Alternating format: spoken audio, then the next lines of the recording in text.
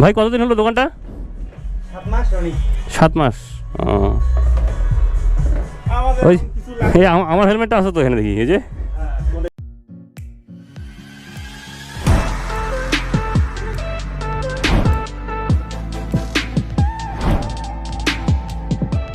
Assalamu alaikum everyone, welcome to my another new vlog, and you are watching my Facebook and YouTube channel by Freak Elin.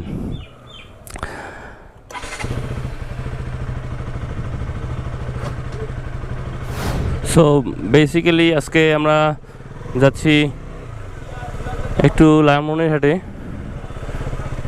একটু আমার শিক্ষা অফিসে একটু কাজ ছিল, আর ড্রাইভিংটারও একটু ডেট এক্সপায়ার হয়ে গেছে কয়েকদিন হলো।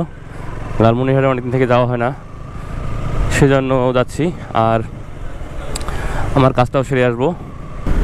সো চলে এলাম প্রায় কালীগঞ্জের কাছাকাছি, আর এতক্ষণ একটু রাস্তায় বৃষ্টি ছিল, এই জন্য ক্যামেরাটা খুলে পকেটে রেখেছিলাম। আর এই পর্যন্ত কালীগঞ্জ পর্যন্ত রাস্তা খুব বেশি ভালো না, বাজারগুলোতে খুবই বেশি ভাঙাচুরা। আমি তো লালমনিরহাট যাচ্ছি, ভাবলাম যে আপনাদের সাথে একটা বিষয় নিয়ে শেয়ার করতে চাচ্ছি।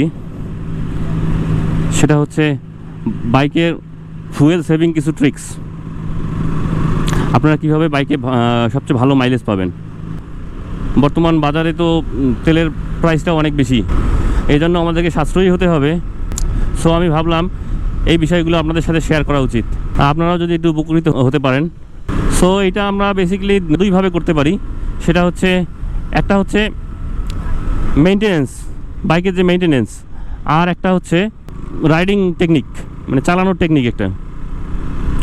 সো এই দুইটা বিষয় নিয়ে আলোচনা করব। ট্রেন আসবে মনে হয়। মেইনটেনেন্সের মধ্যে যেমন চেন মেইনটেনেন্স, পরে চেনটা ঠিকমতো রাস্তার মধ্যে দাঁড়া গেল কেন, যেমন চেন মেইনটেনেন্স, চেনটা আমাদেরকে অ্যাটলিস্ট 500-1000 কিলো পরপর একটু ওয়াশ করে ক্লিন করে লিউপ করতে হবে। আর যেগুলোতে যেগুলো খোলা চেন বলতে আর কি, যেগুলো চেন কভার থাকে না সেগুলোর জন্য, কারণ ওগুলোতে ওরিং থাকে, আর এগুলো খুব ধুলোবালি, খুব বেশি কাদা এগুলো বেশি পড়ে, এই জন্য আমাদেরকে একটু বেশি ওয়াশ করতে হবে। আর যেগুলো চেন কভার লাগানো থাকে ওগুলোতে অত বেশি করতে হয় না, 2000 বা এরকম 3000 কিলো পরপর ওয়াশ করলেও হয়, তারপরে করা ভালো আর কি।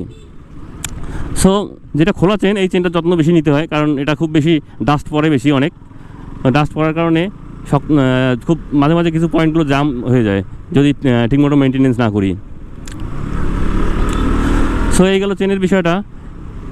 এরপরে থাকছে এয়ার ফিল্টার। এয়ার ফিল্টার খুবই একটা ইম্পর্টেন্ট জিনিস, কারণ আপনার বাইক এটা দিয়েই কিন্তু এয়ার ইন করে, মানে আমরা যেমন নিঃশ্বাস নেই সেরকম আর কি বাইকটা নিঃশ্বাস নেয় এটা দিয়েই। সো আপনারা যখন ওটা ময়লা থাকবে, ধুলোবালি দিয়ে ভর্তি থাকবে, তখন কিন্তু সে ঠিক মতো নিঃশ্বাস নিতে পারবে না, খুব কষ্ট হবে, এই জন্য বাইক খুবই প্রেশারে থাকবে অল টাইম। সো এটাও প্রায় 8000-10,000 কিলো পরপর চেঞ্জ করা ভালো, আর 2-3,000 কিলো পরপর এটা আমাদেরকে হাওয়া দিয়ে ওয়াশ করে নিতে হবে। মানে যে বাইকে যেরকম, কিছুগুলো যেমন ফোমের থাকে সেগুলো ক্লিন করলেই হয়ে যায়, আবার যেগুলো থাকে কাগজের, মানে হার্ড পেপারের একটা থাকে, ওগুলো আবার চেঞ্জ করে ফেলতে হয়, ওগুলো একটু বাতাস দিয়ে ক্লিন করলেই হয়ে যায়। আর 10-12 হাজার এরকমের মধ্যে, 8,000 এর মধ্যে ক্লিন করলে ভালো, এর মধ্যে 10-12 হাজারের মধ্যে চেঞ্জ করলে ভালো আর কি, তাহলে আপনার বাইক অনেক ফ্রি থাকবে। আর একটা হচ্ছে স্পার্ক প্লাগও মাঝে মাঝে খুলে 5-7 হাজার কিলোর মধ্যে খুলে একবার করে ক্লিন করা ভালো, এবং 12-15 এর মধ্যে চেঞ্জ করে ফেলা অনেক ভালো। আর আপনারা স্পার্ক প্লাগ দেখলেই বুঝতে পারবেন কী অবস্থা স্পার্ক প্লাগে। আর একটা হচ্ছে বাইকটা ডাবল স্ট্যান্ড করে আপনারা দেখবেন যে 2 চাকা ফ্রি আছে কিনা, ব্রেক প্যাড জ্যাম হয়ে আছে কিনা, এটা একটু চেক করে দেখবেন, কারণ তখন বাইকটা কী করে, গাড়িটা ঠেলতে অনেক প্রেশার লাগে, কারণ ব্রেক হয়ে থাকে, সেটা ব্রেক হয়ে থাকলে অনেক বেশি গাড়িতে শক্তি খায়, বাইকে খুব ইঞ্জিনের মধ্যে প্রেশার পড়ে আর কি। আর থাকছে টায়ার প্রেশার প্রত্যেকটা বাইকেরই রেকমেন্ডেড থাকে। নর্মালি টিউবলেস টায়ারগুলো কিন্তু সামনে থাকে 28, পিছনে থাকে 33। দুজন তো নর্মালি উঠে থাকি, এই জন্য আমরা ইউজ করবো সামনে 30, পিছনে হচ্ছে 35। আমি অবশ্য এটা দিয়েই চালাই 35 এই দুটো দিয়ে। সো এই গেল, আরও কিছু বিষয় আছে, এগুলোই আর কি। চলে আসলাম শহরের ভিতরেই, আর ভাবলাম পয়েন্ট 2টা আপনাদের সাথে ফেরার পথে শেয়ার করি। এখানে কাজটা সেরে ফেলি, আমার যে কাজগুলো ছিল।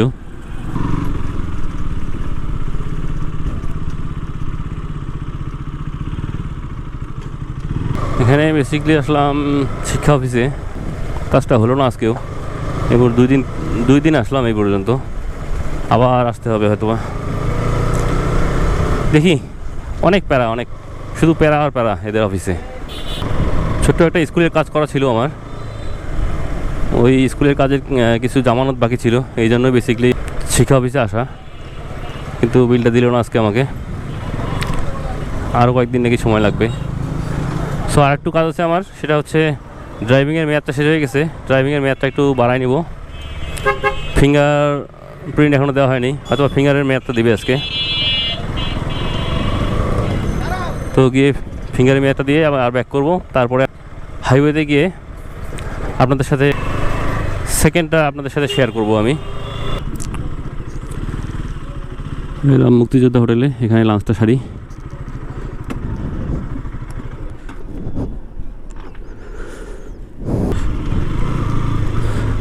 খিদাও ছিল অনেক, কারণ সকাল থেকে কিছু খাওয়াও ছিল না, পেটটা খালি ছিল একদম।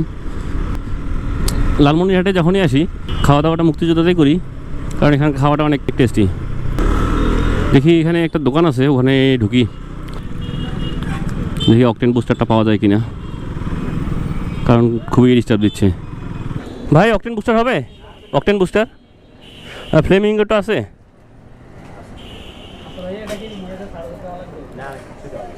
আমি প্লাস্টিকের ক্যানটা কিনি, ওটা তো 250 ml থাকে, আমি কিনি 270 টাকা দিয়ে। তো এটা অনেক লস না? হ্যাঁ, ফ্লেমিঙ্গোর একটা আপনার এই যে এইরকম কিন্তু বড় 250 ml বোতলটা, ওইটা নিয়ে আসবেন। ওইটা একটু অনেক চিপ পড়ে, তো দামও তো অনেক বেশি। ওই ভাই ওইটা নিয়ে আসবেন, এটা প্লাস্টিক একটা আছে এরকম প্লাস্টিকের ক্যান 250 ml, ওইটা নিয়ে আসবেন। হ্যাঁ এটা ঠিক আছে, ঠিক আছে ভাই, ধন্যবাদ। এখনই তো ভুল হয়ে গেছিলো আমার, আমি ইঞ্জেক্টর ক্লিনারটা নিচ্ছিলাম। প্রথমবার আমি যখন অকটেন বুস্টার কিনি তখন আমার ওইটা একটা ভুল হয়ে গেছিলো, সেটা ছিল অকটেন বুস্টার কিনতে গিয়ে ইঞ্জেক্টর ক্লিনার কিনে ফেলি। 270 টাকা নিল এটা, 350 ml, ভালোই সেভিংস, ভালোই হবে হয়তো। এর আগেরটা তো আমার 270 টাকা নিল, ওটা ছিল 250 ml। ছোটো ভাই বাবনের সাথে দেখা হয়ে গেল, সো উনি সেখানে নাকি একটা বাইকের অ্যাক্সেসরিজ পাওয়া যায়, একটা ভালো শপ আছে, দেখি ওখানে কী কী পাওয়া যায়। আমার বাইকের টায়ারটাও একটু সমস্যা, যদি টায়ারটা পাওয়া যায় কিনা এখানে দেখি।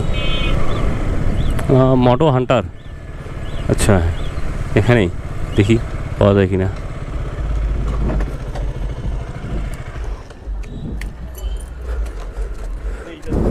এটা চ্যানেল খুলতে হবে।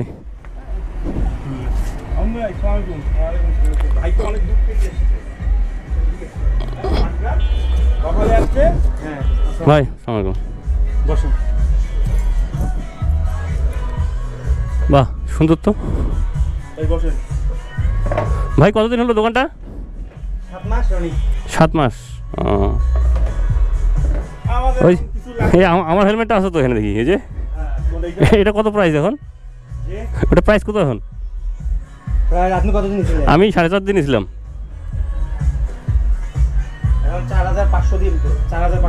4,500।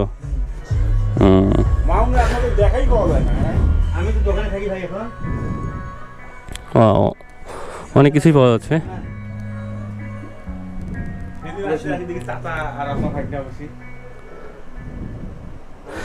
এই যে আমি এটাই খুঁজতেছিলাম ভাই, পরে একটা নিলাম আপনার গ্ল্যাডিয়েটর। আমি তো জানি না যে আপনার এখানে দোকান আছে। আবার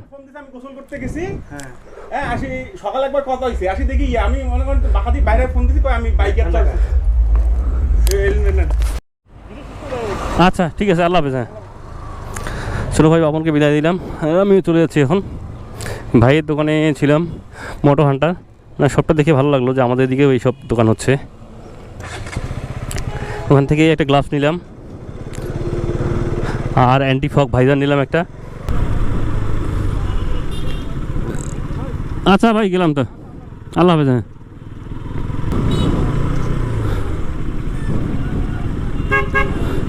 বাইকার চয়েস থেকে ওই অকটেন বুস্টারটা যখন নেই তখন আমাকে বাপন বললো যে ভাই ওইদিকে একটা ভালো দোকান আছে, ওটাতে অনেক কিছু পাওয়া যায়। তো ওইটাতে গেলাম। ওখানকার হেলমেটগুলো অনেক ব্র্যান্ডের হেলমেট, অ্যাক্সিস আছে, এক্সোর আছে, তারপর এসএমকে, অনেকগুলো ব্র্যান্ড আছে আর কি ওখানে। তারপর যেগুলো বাইকের কসমেটিক পার্টসগুলো সবগুলোই ওখানে প্রায় দেখলাম আছে। তো ওখান থেকে আমি একটা ইয়ে নিলাম, অ্যান্টি ফগ ভাইজারগুলো ওগুলা, আর এই গ্লাভসটা নিলাম। সো বিআরটি অফিসে এখন ঢুকবো, দেখি লাইসেন্সটা মেয়াদ বাড়ায় নেওয়া যায় কিনা। এখানে পরীক্ষা হচ্ছে আজকে।